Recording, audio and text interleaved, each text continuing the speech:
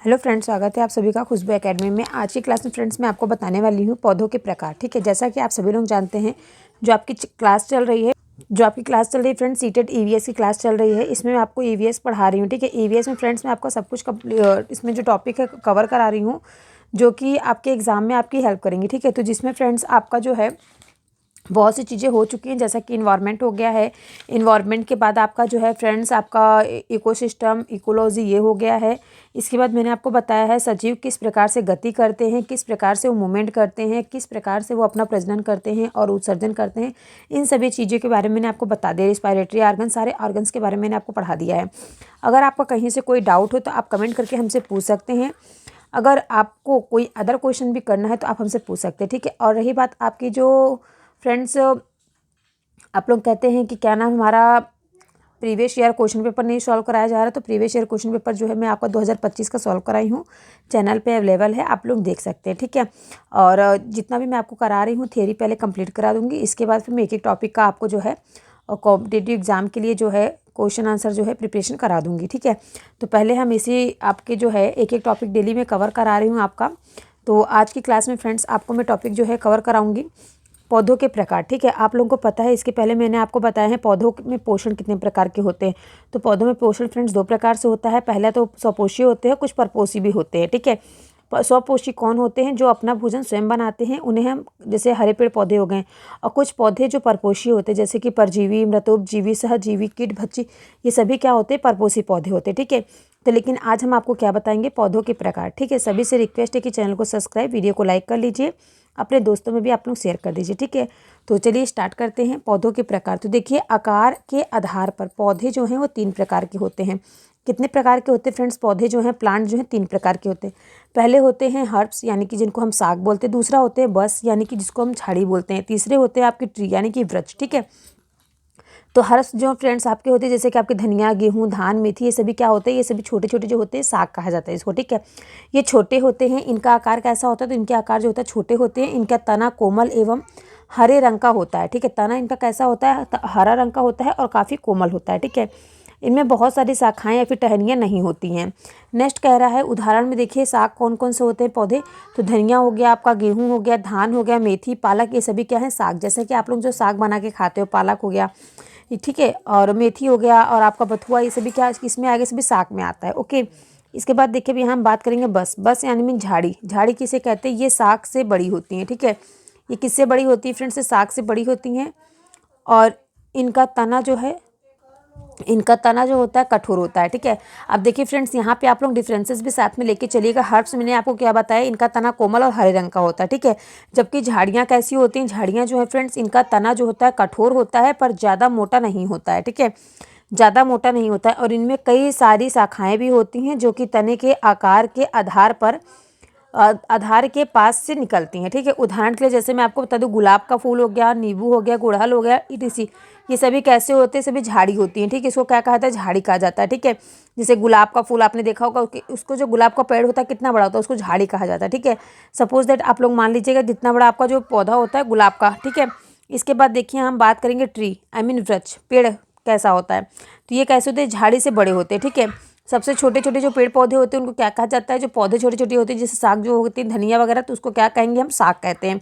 उसके बाद उससे बड़े जो होते हैं झाड़ी होते हैं। फिर सबसे बड़े होते हैं यानी कि वृक्ष, यानी कि इसको पेड़ कहते हैं, जैसे आम का पेड़, पीपल का पेड़, बरगद का पेड़, अमरूद का पेड़, ये सभी हमारे वृक्ष यानी ट्री कहलाएंगे। ठीक है, तो देखिए ये क्या होते हैं? झाड़ी से बड़े होते हैं, और इनका तना कैसा होता है? गहरा भूरे रंग का होता है। ठीक है, जबकि मैंने आपको जो साग बताया था, साग का कैसा होता है? कोमल होता है और हरे कलर का होता है। ठीक है, जबकि हमने तने झाड़ी का कैसा बताया? तो इनका तना कठोर होता है, पर ज़्यादा क्या होता है? ज़्यादा मोटा नहीं होता है।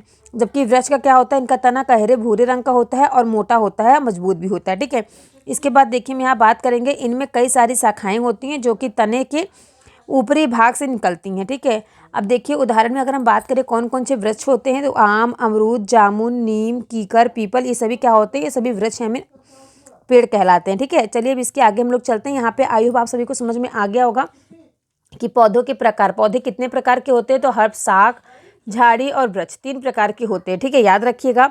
अब देखिए फ्रेंड्स, अगर हम आपसे एक चीज़ और बताएं, आप लोग भी जानते हैं सभी जीव जंतु जो हैं, सभी जीव जंतु को ऊर्जा भोजन से मिलती है। मज़ेदार की बात तो यह है कि केवल हरे पौधे ही अपना भोजन स्वयं बनाते हैं।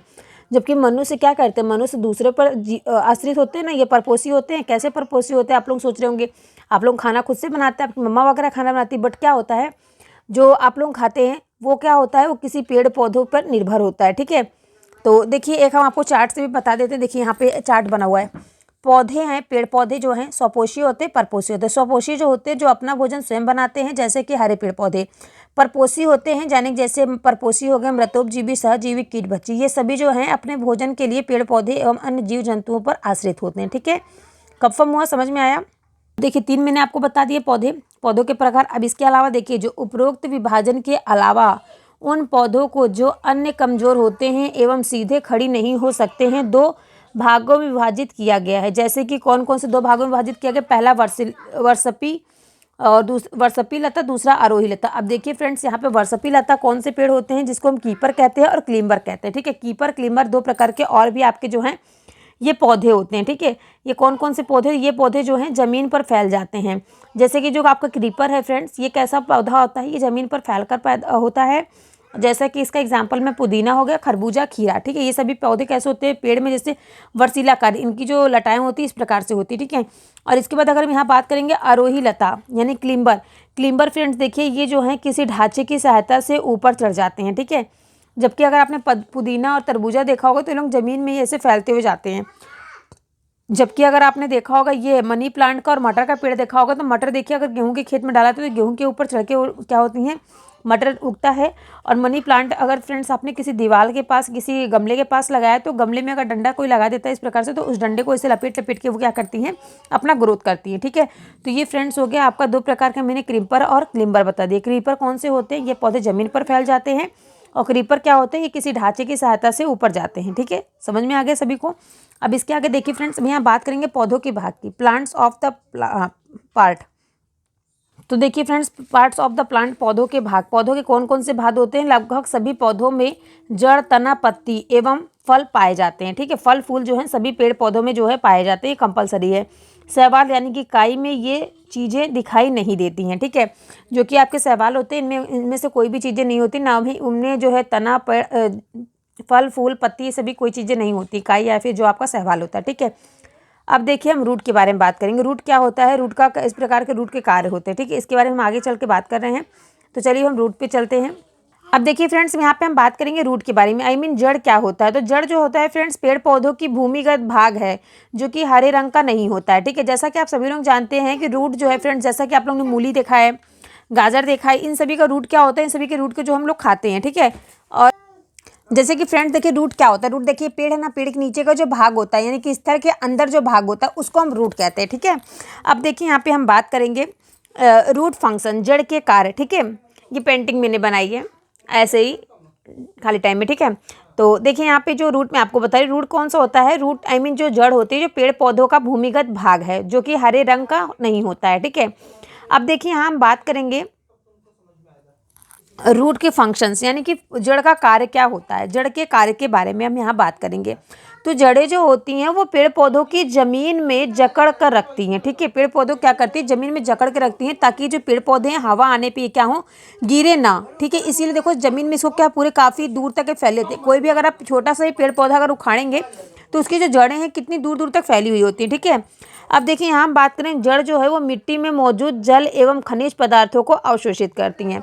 कुछ जड़ें जो होती हैं वो भोजन एकत्रित करती हैं, जबकि जो जड़ें होती हैं वो 2 प्रकार की होती हैं। अब देखिए फ्रेंड्स, यहाँ मैं आपको जड़ का भी बताऊंगी, जड़ कितने प्रकार की होती है। जड़ कितने प्रकार की मैंने आपको बताई, 2 प्रकार की। कौन कौन सी, पहले मैंने आपको मूसला जड़ बताई, और दूसरी आपकी जो जड़ होती है वो होती है जगड़ा जड़। ठीक है, तो पहले मैं आपको हम मूसला जड़ के बारे में समझाती हूँ। मूसला जड़ें कौन सी होती हैं, जिसको हम टैप रूट्स कहते हैं।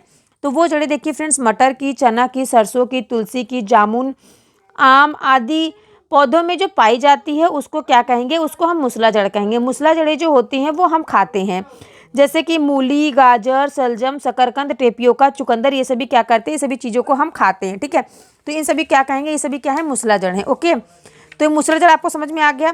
अब चलिए इसके आगे मैं आपको बताती हूँ। अब दूसरा है आपका फाइब्रस जड़, फाइब्रस रूट, यानी कि जकड़ा जड़ें, जो मैंने आपको बताया ना। एक मैंने आपको क्या कौन सी रूट बताई, आपको टैप रूट बताया यानी कि मूसला जड़, दूसरा मैंने आपको बताया फाइब्रस जड़ यानी कि जकड़ा जड़ें। जकड़ा जड़ें यानी कि गेहूं, घास, केला, मक्का, गन्ना आदि पौधों में पाई जाती हैं। जकड़ा जड़ें जो होती हैं वो कई प्रकार की होती हैं। अब देखिए यहाँ जकड़ा जड़ों की भी टाइप्स होते हैं। कैसे होती हैं? रेशेदार होती हैं, परजीवी होती हैं, पैरासाइट्स होती हैं और स्तंभ यानी कि स्टिल रूट्स होती हैं, स्तंभ यानी कि पिलर होती हैं। तो किस प्रकार से आपकी जो होती हैं जड़ें उसके बारे में यहाँ बात करते हैं। अब देखिए जो रेशेदार जड़ें हैं ये जड़ें जो हैं रेशों के रूप में होती हैं, जैसे कि प्याज की हो गई, लहसुन की हो गई, ठीक है। तो इसको हम रेशेदार जड़ें कहते हैं। रेशेदार जड़ें, ये जड़ें जो होती हैं फ्रेंड्स रेशों के रूप में होती हैं, ठीक है। जैसे कि मैंने आपको बताया प्याज लहसुन की जो जड़ें होती हैं वो रेशेदार होती हैं, ठीक है। जैसे कि आप लोग मान लीजिए सपोज दैट आप लोग जैसे लहसुन को जब खन के निकालते हैं तो उसके अंदर नीचे ऐसे ऐसे लंबी लंबी लंबी लटकी रहती है, ठीक है। अब देखिए यहाँ हम बात करेंगे परजीवी यानी कि पैरासाइट्स। ये जड़ें जो होती हैं दूसरे पौधों के ऊपर रहती है, ठीक है। दूसरे पौधों के कहाँ रहती हैं? ऊपर रहती है। जैसे कि उदाहरण में अमरबेल, ठीक है। अमरबेल का पौधा किसने किसने देखा कमेंट करके बताइएगा, ठीक है। अब देखिए यहाँ पे मैं आपको बताऊंगी स्टिल रूट्स। स्टिल रूट्स क्या होती हैं? अवस्थम्भ यानी कि ये जड़ें जो होती हैं वो भूमि के ऊपर तने से निकलती हैं। एग्जाम्पल में जैसे बजरा और मक्का, गन्ना, ठीक है फ्रेंड्स। देखिए जहाँ पे मैं आपको जो पढ़ा रही हूँ अगर आपको अपने माइंड में रखना है, ठीक है। तो जैसे मैं आपको यहाँ पढ़ा रही हूँ ना प्याज और लहसुन की जड़, तो आप लोग एक बार सर्च कर लीजिए, गूगल पे सर्च करके आप उसकी जड़ तुरंत देख लेंगे तो आपको क्या है माइंड में एकदम सेटअप हो जाएगा, ठीक है। अब देखिए यहाँ पे मैं आपको बता दूँ स्तंभ यानी कि पिलर। पिलर जो फ्रेंड्स होती है ये जड़ें जो होती हैं टहनियाँ शाखाओं से निकलती हैं और खंभों की तरह होती हैं। जैसे कि आप लोग देखा होगा जो बरगद का पेड़ है जो काफ़ी ज़्यादा पुराना, बरगद को पीपल के पेड़ में पीपल के पेड़ में भी होता है, ठीक है। जो आप लोग पुराना काफ़ी बरगद का जो पेड़ देखेंगे उसमें क्या होती है काफ़ी लंबी लंबी जो शाखाएं लटकी होती है। पहले जो छोटे बच्चे होते हैं वो लोग क्या करते हैं उसको पढ़ के झूलते भी हैं। तो अवस्थम्भ एवं स्तंभ जड़ों वाले पौधों में जमीन के नीचे भी जड़ें होती हैं और जमीन के ऊपर भी जड़ें होती हैं, ठीक है। तो क्या होती हैं? जड़ें होती हैं, जब पुरानी हो जाती है तो उसके ऊपर भी जड़ें दिखाई देती हैं, ठीक है। तो यहाँ पे जो है आपका ये यहाँ पे मैंने आपको बता दिया जड़ के बारे में, ठीक है। अब देखिए हम इसके आगे बात करेंगे तने के बारे में। तना कैसा होता है, पत्तियां कैसी होती है, पत्तियों का क्या कार्य होता है, तो इन सब चीज़ों के बारे में एक एक करके हम आज की क्लास में आपको बताते चलेंगे, ठीक है। तो आप लोग कुछ क्लास कैसी लग रही कमेंट करके एक बार बताइए और सभी से रिक्वेस्ट है कि चैनल को सब्सक्राइब और वीडियो को लाइक कर दीजिए, ठीक है। तो चलिए अब इसके आगे हम यहाँ बात करेंगे स्टेम यानी कि तना के बारे में। तना कैसा होता है, तने का क्या कार्य होता है, इन सभी चीज़ों के बारे में जानेंगे। देखिए फ्रेंड्स यहाँ पे हम बात करेंगे तना यानी कि स्टेम। स्टेम क्या होता है? तो तना जो होता है फ्रेंड्स, तना जो है वो पौधे का वह भाग है जो जड़ द्वारा अवशोषित जल और खनिज पदार्थों को पत्तियों और पौधों के अन्य भागों तक पहुंचाता है, ठीक है। तने से पत्तियां और टहनियां जो हैं वो शाखाएं निकलती हैं। कुछ पौधों का वह भाग के तने के नीचे होते हैं जिनको हम खाते हैं, जैसे कि आलू, प्याज, अदरक, लहसुन के हम तने खाते हैं, ठीक है। तना जो होता है हरा या भूरे रंग का होता है, ठीक है। तना किस कलर का होता है? हरा या भूरे रंग का होता है, ठीक है। अब देखिए नेक्स्ट अगर हम यहाँ बात करेंगे लीव्स। पत्तियां का क्या कार्य होता है? पत्तियां कहाँ होती है? तो देखिए पत्तियां जो होती हैं वो पत्तियां तने और टहनियों से निकलती हैं। अलग अलग पौधों की पत्तियों का आकार जो होता है वो अलग अलग होता है। पत्तियां जो होती हैं मुख्य रूप से हरे रंग की होती हैं क्योंकि उनमें क्लोरोफिल होता है, परंतु कुछ पौधों की जो पत्तियां होती हैं वो लाल, बैगनी या फिर पीले रंग की भी होती हैं, ठीक है। अलग अलग तरह की पत्तियां भी पाई जाती हैं लेकिन ज़्यादातर पत्तियां किस कलर की होती है? हरे कलर की होती है क्योंकि उसके अंदर क्या होता है? क्लोरोफिल नामक पदार्थ पाया जाता है, ओके। यहाँ पे हम बात करेंगे पत्तियों के क्या कार्य होते हैं। पत्तियों के कार्य के बारे में यहाँ हम बात करेंगे। Functions of leaves. पत्तियों में क्या होता है? पत्तियों से जल वाष्प के रूप में निकलती है और जिसे वाष्पोत्सर्जन यानी कि ट्रांसपायरेशन कहा जाता है, ठीक है। पत्तियों के द्वारा जो गैसों का आदान प्रदान होता है क्योंकि पत्तियों में छोटे छोटे छिद्र पाए जाते हैं जिन्हें रंध्र या फिर स्टोमा कहते हैं, ठीक है। क्या कहते हैं? स्टोमेटा या फिर रंध्र कहते हैं। स्टोमेटा का क्या कार्य होता है फ्रेंड्स? CO2 और O2, ठीक है। स्टोमेटा कैसे होते हैं? जो पत्तियों के पीछे आप देखे होंगे छोटे छोटे स्टोमेटा होते हैं, ठीक है। स्टोमेटा जो होते हैं रंध्र कहते हैं उनको। और देखो CO2 क्या करते हैं, ये लोग CO2 को अंदर लेते हैं और O2 क्या करते हैं? बाहर छोड़ते हैं। ये जो प्रोसेस होती है इसको हम प्रकाश संश्लेषण कहते हैं, ठीक है। ऑक्सीजन के साथ जल को अवशोषित करके ये लोग क्या करते हैं? वाटर मिनरल्स लेते हैं जमीन से, खाद्य पदार्थ और खनिज पदार्थ लेकर के अपना भोजन बनाते हैं। पत्तियों में भोजन बनता है। पत्तियों में क्लोरोफिल नाम का एक वर्णक पाया जाता है जो कि सूरज की रोशनी, जल एवं CO2 गैस की मदद से भोजन का निर्माण करते हैं। पौधों के द्वारा भोजन बनाने की प्रक्रिया को प्रकाश संश्लेषण कहा जाता है, ठीक है। अब देखिए इसका एक फॉर्मूला होता है, फॉर्मूला भी देख लीजिए आप लोग, यहाँ पे देखिए दिया गया है 6CO2 + 12H2O। सनलाइट यानी कि प्रकाश की उपस्थिति में क्लोरोफिल के साथ क्या करते हैं? C6H12O6 यानी कि ग्लूकोज प्लस आपका यहाँ पे है C6H2O, 6 मालिक्यूल जल के और 6 मालिक्यूल ऑक्सीजन के, ठीक है। ऑक्सीजन का क्या करते हैं, छोड़ते हैं। कार्बन डाइऑक्साइड यहाँ पे है लोग लेकर के अपना जो है प्रकाश संश्लेषण की प्रोसेस जो है कंप्लीट करते हैं। इस प्रक्रिया में क्या होता है, जल का ऑक्सीकरण एवं NADP का अपचय होता है। नोट में देखिए फ्रेंड्स, एक इंपॉर्टेंट यहाँ पे नोट दिया गया है, प्रकाश संश्लेषण जो है लाल रंग में सबसे अधिक एवं बैगनी रंग में सबसे कम होता है, ठीक है। ये एक इंपॉर्टेंट फैक्ट रहेगा, याद रखें। प्रकाश संश्लेषण की जो क्रिया है वो लाल रंग में सबसे अधिक एवं बैगनी रंग में सबसे कम होती है, ठीक है। अब यहाँ पे आपके मन में एक क्वेश्चन और आ रहा होगा, NADP का फुल फॉर्म क्या होता है। तो nicotinamide adenine dinucleotide phosphate, okay.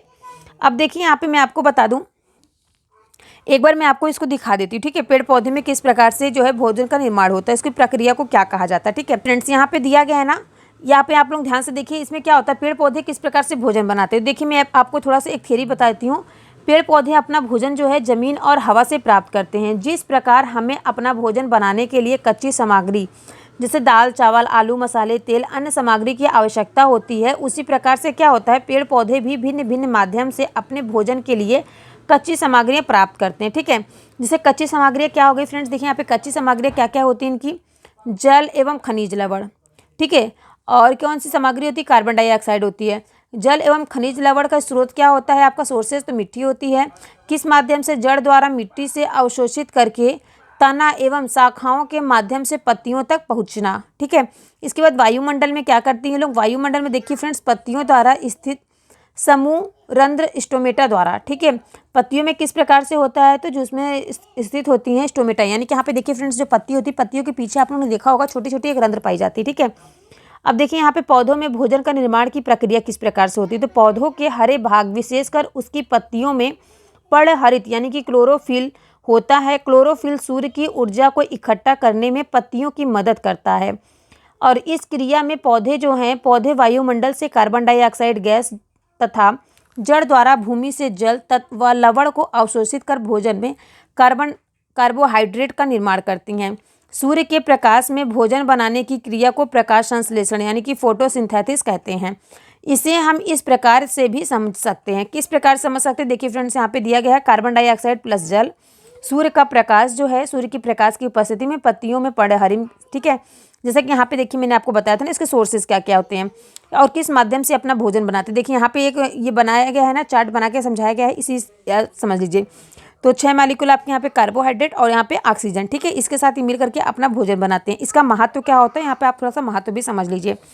प्रकाश यहाँ पे, हाँ सॉरी फ्रेंड्स, यहाँ पे देखिए, जैसे मान लीजिए आलू का पौधा है, आलू के पौधे में देखिए यहाँ पे जो छोटी छोटी जड़ें हैं, इससे क्या करते हैं, पानी अवशोषित करते हैं, ठीक है। ये जड़ें हैं, ठीक है, जड़ें देख लीजिए आप लोग, कौन सी जड़ होती हैं आलू की, कौन सी जड़ होती है, फटाफट से कमेंट करके बताइए, मैंने कुछ मिनट्स पहले आपको बताया है। अब देखिए भोज्य पदार्थ यहाँ पे कैसे जाता है, तो खनिज लवण यानी कि जमीन से खनिज लवण और जल अवशोषित करके क्या करते हैं लोग, तने में जाता है और पत्तियों के पीछे जो स्टोमेटा होता है वहाँ पे क्या करते हैं लोग, ऑक्सीजन लेकर के अपना कार्बन डाइऑक्साइड अपने इन्वायरमेंट से लेते हैं, सूर्य के प्रकाश के जो है, सूर्य के प्रकाश में अपना ये लोग भोजन बनाते हैं, ठीक है। तो ये क्या कहलाते हैं, स्वपोषी कहलाते हैं। अब देखिए यहाँ पे मैं आपको बता दूं प्रकाश संश्लेषण का महत्व क्या होता है। प्रकाश संश्लेषण की प्रक्रिया द्वारा बने कार्बोहाइड्रेट का जो उपयोग पौधों में तुरंत हो जाता है। वह अघुलनशील मंड स्टार्च के रूप में पौधों में इकट्ठा हो जाता है। भोजन बनाने की इस प्रक्रिया में पौधे ऑक्सीजन गैस पर्णरंध्रों छिद्र द्वारा बाहर निकलते हैं, जो कि हमारे वायुमंडल को शुद्ध रखती हैं। ऑक्सीजन गैस का प्रयोग सभी जीव जंतु सांस लेने के लिए करते हैं। पत्तियों द्वारा निर्मित भोजन जो है वो पौधों के विभिन्न भाग जैसे कि जड़, तना, पत्ती अथवा फलों में संचित कर लिया जाता है। जड़ों के द्वारा अवशोषित अतिरिक्त जल पत्तियों से वाष्प के रूप में बाहर निकलता रहता है। इस क्रिया को वाष्पोत्सर्जन यानी कि ट्रांसपायरेशन कहते हैं। पौधे जो होते हैं फ्रेंड्स, पत्तियों के इन्हीं छिद्रों द्वारा दिन रात श्वसन क्रिया करते हैं और हमारी तरह श्वसन क्रिया को कंप्लीट करते हैं, ठीक है। तो देखिए फ्रेंड्स, बुक से ही जो है मैंने अपना जो है सोर्स नोट्स बनाया है और कुछ फ्रेंड्स जो है मैंने सचिन सर के नोट्स से बनाया है, ठीक है। तो सचिन सर की क्लास में मैंने अटेंड की थी, तो मैंने उस टाइम पे नोट्स बनाया था और कुछ चीज़ें जो है मैंने आपकी जो है 1 to 5 क्लास की NCERT पढ़ के उससे मैंने कलेक्ट की, ठीक है। ये आपको जो मैं करा रही हूँ 1 to 5 क्लास के लिए पढ़ा रही हूँ सीटेट, ठीक है। तो जो आपकी जो है हर एग्जाम में आपकी हेल्प करे, क्योंकि जहाँ से जो है क्वेश्चन सभी एग्जाम में पूछे जाते हैं। ठीक है, एनसीईआरटी से ज़्यादा करके क्वेश्चन आंसर बनते हैं कोई भी कॉम्पिटेटिव एग्जाम के लिए। तो आज की जो क्लास है आपके लिए कितनी हेल्पफुल रही आप लोग कमेंट करके बताइएगा। तो चलिए इसके आगे हम बात करते हैं। अब देखिए फ्रेंड्स, यहाँ पे दिया गया कैक्टस यानी कि नागफनी का पौधों में प्रकाश संश्लेषण उसके हरे तने से होता है। ठीक है, प्रकाश संश्लेषण कैसे होता है, उनके हरे तने में होता है, क्योंकि पत्तियां जो होती हैं कांटों का रूप ले लेती हैं। ठीक है, पत्तियां किसका रूप लेती हैं, कांटों का रूप ले लेती हैं। पत्तियों की महक से पता चल जाता है कि वे किस पौधों की पत्तियां हैं। ठीक है, पत्तियों के ऊपर जो रेखाएं दिखाई देती हैं उन्हें सिरा कहते हैं, और सिराएं की व्यवस्था जो होती है सजावट सिरा विन्यास कहलाती है। ठीक है, जैसे कि आप पत्तियां देखे होंगे, पत्तियों के ऊपर कुछ पत्तियों के ऊपर जैसे गुलाब की पत्तियां आप ले लीजिए, चमेली की पत्ती ले लीजिए, तो सभी और गेंदा की पत्ती ले, सभी पत्तियों क्या है अलग अलग आकार, अलग अलग उसकी जो है सिराएं होती हैं। ठीक है, अब देखिए फ्रेंड्स, यहाँ पे नेक्स्ट है कि सिरा विन्यास जो है 2 प्रकार की होती है। जालिका सिरा विन्यास में सिराएं जो होती हैं एक जाल के रूप में होती हैं, जबकि समांतर सिरा विन्यास में सिरा एक दूसरे के समांतर होती है। ठीक है, सिरा विन्यास कैसी होती है, 2 प्रकार की होती हैं। ठीक है, जालिका सिरा कैसी होती है, विन्यास में सिराएं एक जाल के रूप में होती हैं, जबकि समांतर सिरा विन्यास में जो सिरा होती है एक दूसरे के समांतर होती हैं। ठीक है, नेक्स्ट क्या कह रहा है, नेक्स्ट कह रहा है जो सिरा विन्यास के आधार पर हम पौधों की जड़ का पता लगा सकते हैं। जिन पौधों की पत्तियों में जालिका सिरा विन्यास होता है उन पौधों की जो जड़ें होती हैं वो मुसला होती हैं, जैसे कि नीम, पीपल, गुलाब, मूली आदि। ठीक है, तो फ्रेंड्स क्लास कैसी लगी कमेंट करके जरूर बताइएगा। मिलते हैं हम आप सभी से नेक्स्ट क्लास में। आज की क्लास बस इतना ही। अब देखिए नेक्स्ट यहाँ पे दिया गया है चना, मूली, गाजर, भिंडी, नींबू। ठीक है, समांतर सिरा, जालिका सिरा। ठीक है, सभी लोग पढ़ लीजिएगा, एक बार कमेंट करके जरूर बताइए क्लास कैसी लगी। कल की क्लास जो है इससे ज़्यादा इंपॉर्टेंट होने वाली है, तो आप सभी जरूर चैनल को लाइक, शेयर, सब्सक्राइब कर लीजिएगा। ठीक है।